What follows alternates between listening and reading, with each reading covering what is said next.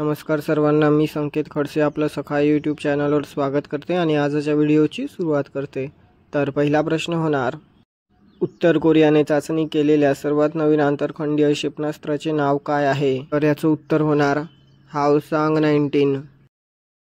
पुढील प्रश्न, हावसॉंग-19 क्षेपणास्त्र कोणत्या प्रकारचे प्रणोदन वापरते?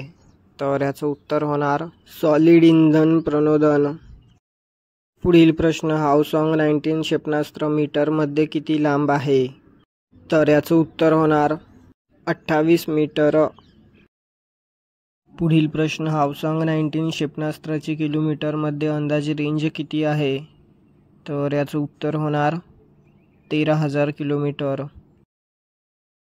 पुढील प्रश्न, एरिनेपी नेटवर्कमध्ये किती निरीक्षक आहेत? तर याचं उत्तर होणार 9। पुढील प्रश्न, दीपम 2.0 योजना कोणत्या उपक्रमाचा भाग आहे? तर याचं उत्तर होणार सुपर 6 प्रॉमिसेस उपक्रम। पुढील प्रश्न, एरिनेपी प्रामुख्याने कशावर लक्ष केंद्रित करते? तर याचं उत्तर होणार गुन्हेगारी उत्पन्नाचा मागोवा घेणे आणि वसूल करणे।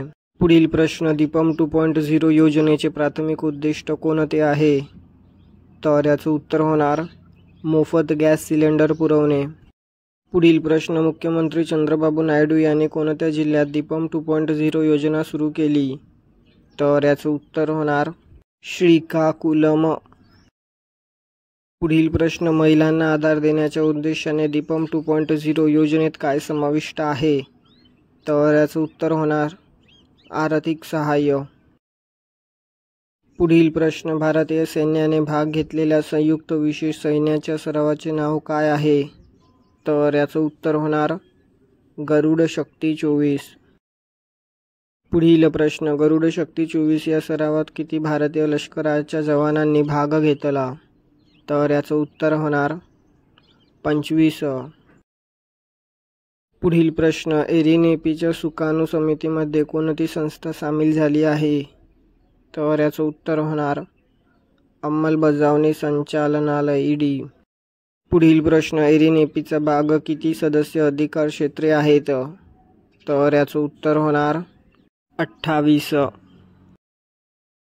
पुढील प्रश्न, थाडो भाषा कोणत्या भाषा कुटुंबातील आहे? तर याचं उत्तर होणार तिबेटो बर्मन। पुढील प्रश्न, थोडा जमाती त्यांच्या ओळखीचे वर्गीकरण कसे पाहतात? तर याचं उत्तर होणार ते त्यांना मनमानी लादणे म्हणून नाकारतात। पुढील प्रश्न, थोडा गावातील प्रमुख्याच्या घराचे प्राथमिक कार्य काय आहे? तर याचं उत्तर होणार चर्चा आणि मध्यस्थीसाठी एकत्र येण्याचे ठिकाण।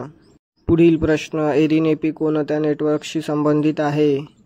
तर याचं उत्तर होणार कॅरिन नेटवर्क। पुढील प्रश्न, सिंहचलम मंदिर हे विष्णूच्या कोणत्या अवताराला समर्पित आहे? तर याचं उत्तर होणार नरसिंह।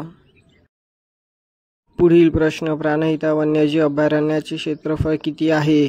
तर याचं उत्तर होणार 136 चौरस किमी।